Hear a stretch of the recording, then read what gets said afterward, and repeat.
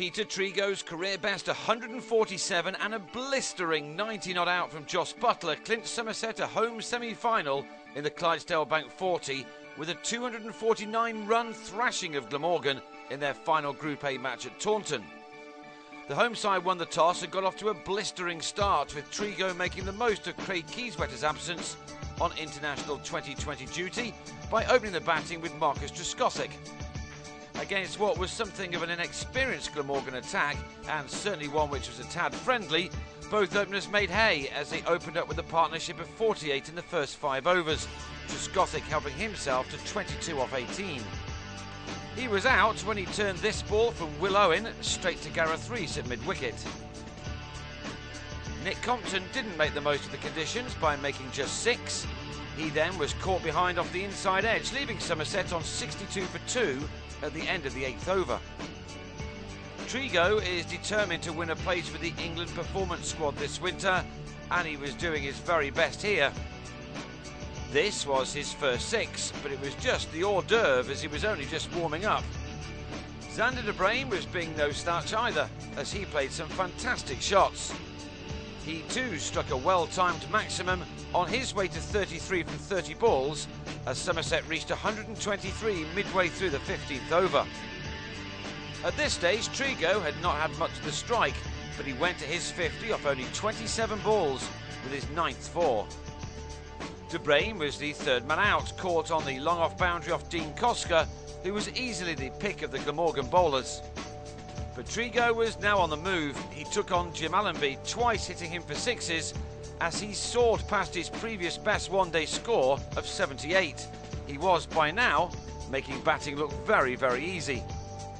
His partnership with James Hildreth started to take the game well out of reach of Glamorgan, who had nothing but pride to play for. It was a fantastic 100 for Trego, which he was rightly delighted to reach. It had come off only 69 deliveries with 13 4s and 3 crisp 6s. And with that done, Trego threatened to smash some records with some wonderful cricket shots. He did offer one chance off David Harrison, but was not only put down, but also picked up 4 runs. Somerset took their batting power play with 10 overs to go, and with Trego going so well, there were whispers that he could even go on to score a 40-over double 100. He certainly had time to do it, and it looked a real possibility as he smashed Harrison for his 5th 6. So he was rightly disappointed when he cut Owen to 3rd man to go for a magnificent 147, made from only 89 balls with 19 4s and 5 maximums. He was out with a total on 251 for 4 with 8 overs remaining, now leaving Hildreth to kick on. He was joined by Buttler, who has put in some scintillating performances this summer, but this one was quite remarkable.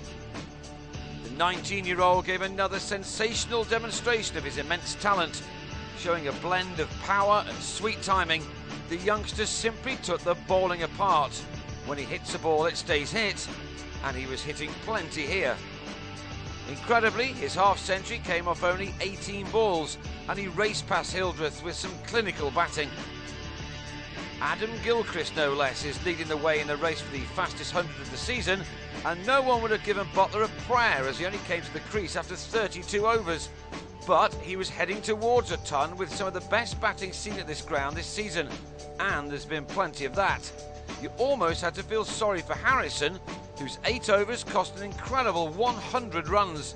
He will never want to see Buttler again. It was amazing stuff as Somerset went to their highest 40-over score of 368 for 4, with Buttler making 90 off 33 balls and Hildreth a calmer run-a-ball 58. So Glamorgan needed a rip-roaring start, but instead lost Rees to the 3rd ball of their innings, dragging a delivery from Alfonso Thomas back onto his stumps. The Welshman had no option but to hit out, and in doing so, wickets were bound to fall. Next to go was Allenby to give Ben Phillips the first of his 4 wickets. David Brown was caught on the boundary off the same bowler, and Bragg followed in similar style as Glamorgan slumped to 41 for 4 after 10 overs. Tom Maynard, like his dad, can change a match with his batting, but he tamely hit a Phillips full toss to mid-on to go for 18. Murray Kartik was bound to succeed, with the batsman having no option but to try to hit him out of the ground. He bowled Mark Wallace with a ball that turned. Ben Wright was the only batsman who made a real start, but he had little support. Owen missed time to pull off Kartik to Hildreth at mid-on to leave Glamorgan on 71 for 7. Alex Jones had a debut he will want to forget, as he offered a simple catch off to Brain to go for 5. Just to emphasise the massive difference between these two sides, Somerset struck 13 sixes, while Glamorgan got just this one from Wright. He top scored with 36, but was the 9th man out with a total on 117, bowled by a De Bruyne off-spinner. And the match was over in a flash as Harrison confirmed his wretched day by being stumped as Kartik collected his 3rd wicket. The margin of victory was a stupendous 249 runs, as Glamorgan were bowled out for just 119 in the 24th over. It was the most one-sided of games and Somerset's biggest winning margin by runs in 40-over cricket. It gave them a home tie in the semis next Saturday, when Essex will be the visitors, but Somerset are going to take some stopping on this form.